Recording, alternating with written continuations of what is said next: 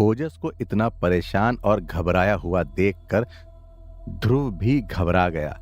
ध्रुव ने ओजस से कहा, अरे कुछ कहोगे भी या बस मुझे डराते ही रहोगे? कुछ बोलो ओजस। ओजस इस समय कुछ कहने की हालत में नहीं था, क्योंकि ओजस एक भयानक याद में खोया हुआ था। 2 साल पहले एक मनहूस काली रात में ओजस के घर का दरवाजा जोर जोर से बजने लगा। ओजस के दादा ने जब जाकर दरवाजा खोला तो एक आदमी उनके घर के बाहर बेहोश पड़ा हुआ था। वो आदमी इतना घायल था कि उसकी शक्ल पहचानना भी मुश्किल था। उस आदमी को घर के अंदर लाकर उसकी जांच की तो ओजस ने उस आदमी के पैर पर ठीक वैसा ही निशान देखा जैसा ध्रुव के पैर पर था। ओजस के दादाजी ने ओजस से कहा, ओजस, जल्दी से जाकर मेरे कमरे से मेरी मोमबत्ती ले आ। ओजस भागकर मोमबत्ती लेकर आया और उसे जलाया। मोमबत्ती की लौ का रंग साफ साफ बता रहा था कि आसपास कोई बहुत ही शक्तिशाली और भयानक आत्मा है। ओजस के दादाजी मोमबत्ती को देखकर सन्न पड़ गए। ओजस ने उस निशान को जब ध्यान से देखा तो वो एक नीले रंग की लाइन थी जो उस आदमी के शरीर में फैली हुई थी। ओजस ने जब उस आदमी की धड़कन चेक करी तो पता चला कि वो आदमी मर चुका है। लेकिन जब ओजस ने उस आदमी के सीने को छुआ तो ओजस को अचानक से ऐसा लगा किसी ने ओजस का हाथ पीछे खींच लिया हो। जब उस आदमी का अंतिम संस्कार हुआ तब ओजस के दादा ने उस आदमी के परिवार वालों से बात की और उस निशान के बारे में पूछा तो पता चला कि वो निशान लगभग 1 महीने पहले उसके शरीर में धीरे धीरे फैल रहा था। ओजस यही सोचकर इतना घबरा गया था कि ध्रुव के पास वक्त बहुत कम है। ओजस ने ध्रुव से पूछा, तुम्हारा ये निशान दुखता है? ध्रुव ने कहा, नहीं, बस शुरू से कुछ दिन बहुत जलन हुई थी, पर ये ठीक हो गया। तुम मुझे बताओगे ये क्या है? ओजस ने कहा, पहले तुम मुझे अच्छे से बताओ कि तुम्हारे साथ उस रात हवेली में क्या हुआ था। ध्रुव ने ओजस को हवेली वाली बातें बताईं, पर ओजस ने ध्रुव को डायन के जिक्र करते ही रोक दिया। ओजस ने ध्रुव से पूछा, हवेली से वापस आने के बाद तुम्हारे साथ कुछ अजीब हुआ? ध्रुव ने कहा, हाँ हुआ था। मुझे बहुत अजीब सपने आते थे और इसके अलावा जिस बेल ने मुझे पकड़कर खींचा था ना, वो बेल मुझे कभी कभी अचानक से दिखने लगती है, मेरे पीछे आती है और जब भी ऐसा होता है तो मेरा दम घुटने लगता है। एक भयानक सी आवाज गूंजती रहती है और मुझसे कहती है कि मैं उसके साथ जाऊं।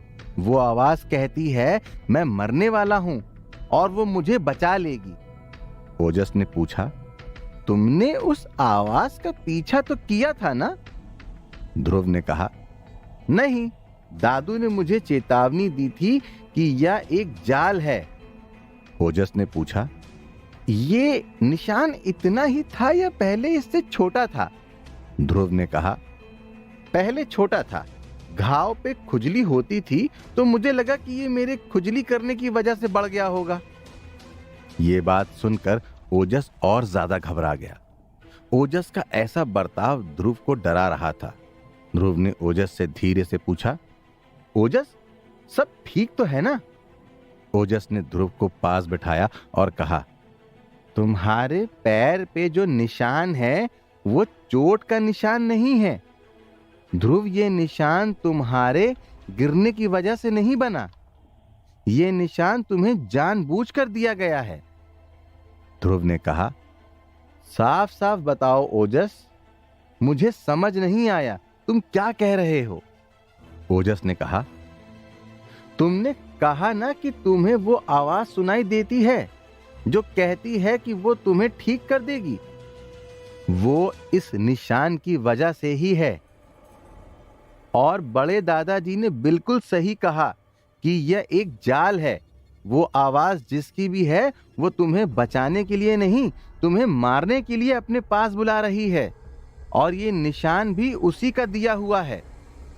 ध्रुव की घबराहट बढ़ गई। ओजस ने ध्रुव को घबराता हुआ देखकर ध्रुव से कहा, ध्रुव, तुम चिंता मत करो, और मेरी एक बात ध्यान से सुनो, तुम्हें घबराना बिल्कुल नहीं है, क्योंकि जब तुम डरते हो तो तुम्हारा मन कमजोर पड़ जाता है और तुम्हें डरा हुआ देखकर ये सारी बुरी शक्तियां तुम्हें और ज्यादा डराती हैं, अपने पास बुलाने की कोशिश करती हैं। ओजस की इस बात से ध्रुव सहमत था। ध्रुव को याद आया कि जब भी ध्रुव को बुरे सपने आए या फिर उसके साथ वो भयानक घटनाएं हुई, तब ध्रुव बहुत घबराया हुआ था। लेकिन ध्रुव अचानक से घबराना बंद करता भी तो कैसे? पर तभी अचानक घर के बाहर से वापस आवाज आई और इस बार आवाज ममता की थी। ध्रुव बाहर गया तो उसने देखा कि हीरा ने गांव वालों की भीड़ का फायदा उठाते हुए ममता को घर के बाहर खींच लिया था। गांव वालों ने हीरा को रोकने की जगह उसका साथ दिया और जाकर ममता के हाथ पकड़ लिए जैसे ममता कोई मुजरिम हो। ममता बहुत हिम्मत वाली थी, लेकिन वह अकेली इतने लोगों का सामना नहीं कर सकती थी। इस सारी हाथापाई में ममता की साड़ी जरा बिगड़ सी गई और हीरा ममता को अपनी लीचड़ नजरों से देखने लगा। लेकिन गांव की औरतों ने भी हीरा को नहीं रोका। हीरा ने ममता से कहा, देख रही हो तुम, कोई नहीं है जो तुम्हें और तुम्हारे उस मनहूस ध्रुव को मुझसे बचा सके। अब भी वक्त है, ध्रुव को हमारे हवाले कर दो और चैन से अपनी जिंदगी गुजार लो। अगर तुमने ऐसा नहीं किया तो ध्रुव तुम मरेगा ही, गांव वाले तुम्हें भी नहीं छोड़ेंगे। हीरा के चेहरे पर एक शैतानी मुस्कान थी, जिसे देखकर ममता डर गई थी और ममता अपनी इज्जत बचाने की हर कोशिश कर रही थी। ध्रुव से हीरा की यह बदतमीजी देखी नहीं गई। ध्रुव का खून खौलने लगा और ध्रुव भागते हुए हीरा से लड़ने पहुंच गया। ध्रुव ने हीरा के हाथ पर जोर से एक लाठी मारी, जिससे हीरा की मोटी चमड़ी सूज गई और अचानक से हीरा की पकड़ ममता पर ढीली हो गई। ममता साइड तो हो गई, लेकिन अब हीरा को ममता से ज्यादा ध्रुव पर गुस्सा आ रहा था। हीरा ने ध्रुव के हाथ से वो लाठी छीन ली और ध्रुव को थप्पड़ मार दिया। हीरा ने ध्रुव के बाल पकड़कर उसे खींचा और कहा, मनहूस, तेरी इतनी हिम्मत कि तू मुझ पर वार करे? तेरी बुआ ने तुझे सिखाया नहीं कि जब बड़े बात कर रहे हो तब बीच में नहीं पड़ना चाहिए? ध्रुव की आंखों में हीरा के लिए गुस्सा था, लेकिन हीरा का थप्पड़ इतना तेज था कि ध्रुव के मुंह से थोड़ा सा खून निकलने लगा। ध्रुव को इस तरह गुस्से में देखकर हीरा का गुस्सा और बढ़ गया और हीरा ने ध्रुव से कहा, तुझे आज ऐसा सबक सिखाऊंगा कि तू आज के बाद मेरी तरफ नजर उठाकर भी नहीं देखेगा। फिर देखता हूं तेरा बुढ़ा दादा तुझे कैसे बचाता है। इतना कहकर हीरा ने छोटे से ध्रुव के पेट पर जोरदार लात मारी, जिससे ध्रुव जाकर अपने घर की सीढ़ियों पर गिरा। ध्रुव डर से चिल्ला रहा था, क्योंकि सीढ़ियों पर गिरने की वजह से ध्रुव के माथे पर भी चोट लग गई थी। ध्रुव दर्द से कहराते हुए बोला, बुआ मां, आप भागो भागो।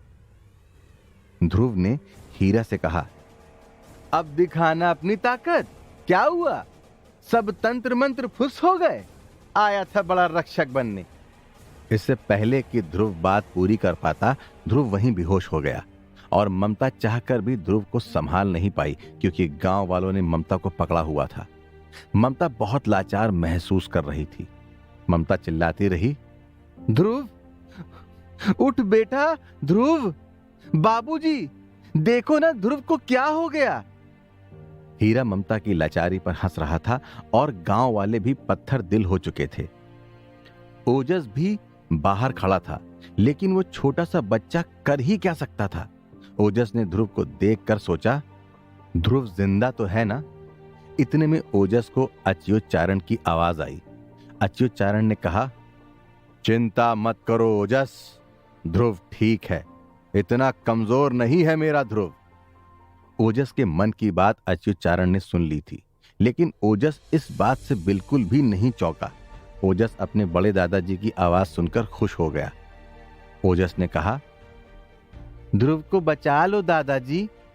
अच्युतचारण अपने चेहरे पर गुस्सा लेकर बाहर आए और उन्होंने हीरा को घूर कर देखा, पर हीरा अब अपनी सारी शर्म बेच चुका था।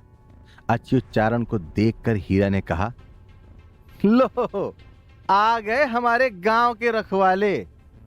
पर ये कैसे करेंगे हमारी रखवाली? हमारे रखवाले की तो खुद की टांग टूटी हुई है। हीरा की बात पर अच्युतचारण ने कहा, गांव को तो पता नहीं हीरा, लेकिन तुझ जैसे कीड़े के लिए मेरा एक हाथ ही काफी है। मुझे कमजोर समझने की गलती तुझ पे भारी पड़ेगी। हीरा अच्युतचारण की बात पर हंसने लगा, लेकिन यह हंसी बस 2 पल की थी। अच्युतचारण के भारी हाथों से थप्पड़ पड़ने पर हट्टा कट्टा हीरा लड़खड़ा गया और दूर जाकर गिरा। जिन गांव वालों ने हीरा को अपना सरदार समझकर ममता को पकड़ रखा था, उन्होंने हीरा को जमीन पर गिरा हुआ देखा तो झट से ममता को छोड़ दिया। आखिर वो भी समझ गए थे कि असली सरदार कौन है। हीरा के चेहरे के एक ओर मिट्टी लग गई थी और हीरा के चेहरे से खून बह रहा था। हीरा ने खुद को संभाला और अपनी इज्जत बचाने के लिए हीरा ने वापस अच्युतचारण पर चिल्लाते हुए वार किया, बुढ़े तेरी तो मैं। पर इससे पहले कि हीरा अच्युतचारण के नजदीक भी पहुंच पाता, अच्युतचारण ने अपना चाकू निकाल लिया और हीरा की तरफ चाकू दिखाते हुए कहा, आजा, बच्चों से लड़ने पर तू खुद को बड़ा मर्द समझता है ना। आजा, मुझसे लड़, सिखा मुझे सबक, चल। अच्युतचारण का इतना बड़ा चाकू देखकर हीरा के कदम डगमगा गए और वो वहीं रुक गया।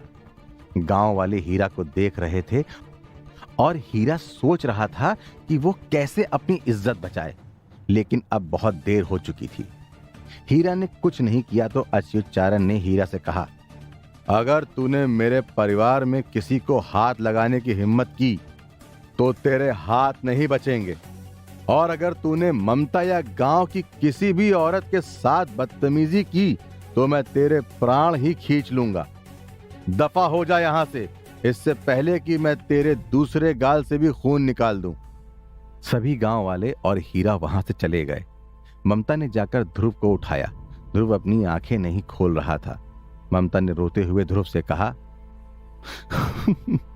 आंखें खोल ध्रुव, देख दादू आ गए, कुछ बोल ध्रुव। अच्युतचारण ने ममता को रोता हुआ देखकर कहा, चिंता मत कर ममता, मैं ध्रुव को ठीक कर दूंगा। शाम का समय था। बाहर आसमान में सूरज की रोशनी से चमकते हुए बादल आग की लपटों जैसे लग रहे थे और दूसरी तरफ ध्रुव जमीन पर बेहोश लेटा हुआ था। ध्रुव बेहोश तो था, लेकिन उसके दिमाग में हीरा की बातें घूम रही थी। जिस जगह हीरा ने ध्रुव को लात मारी थी, वहां पर ध्रुव को अब भी दर्द हो रहा था। हीरा का थप्पड़ भी इतना तेज था कि उससे ध्रुव की गर्दन में मोच आ गई थी। ध्रुव अपनी गर्दन भी नहीं हिला सकता था। कमजोर ध्रुव के सपनों में अब हवेली की बेलों के साथ साथ हीरा भी आ चुका था। वो बेल और हीरा दोनों ध्रुव की तरफ बढ़ रहे थे और ध्रुव मदद के लिए चिल्ला रहा था। बेल ध्रुव का हाथ जकड़ चुकी थी और हीरा चाकू लेकर ध्रुव को मारने ही वाला था कि ध्रुव चिल्लाया और उसकी आंखें खुल गईं। ध्रुव ने देखा कि वो अपने घर में नहीं था। वो एक बड़े से कमरे में जगह था, जो कि चारण खानदान की ही एक जगह थी, जहां अच्युतचारण ने अपने पूर्वजों को अमूल्य तंत्र विद्या की किताबों से लेकर उनकी दी हुई हर सीख और संस्कार संभाल कर रखे थे। क्या अच्युतचारण ध्रुव को हीरा की चोट से ठीक कर रहे थे या फिर मामला कुछ और था? कहीं ध्रुव की चोटों ने ध्रुव के पैर वाले निशान को और बड़ा तो नहीं कर दिया था?